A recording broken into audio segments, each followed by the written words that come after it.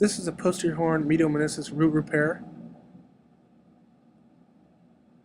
I'm using a labral scorpion and firing a suture through the posterior horn root, creating a rack hitch stitch, cinching this down. I repeat the procedure one more time, firing a second suture through the root.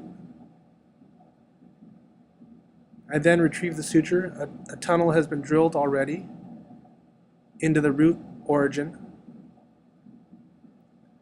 This is after the repair, showing me pulling on the sutures before anchoring it down.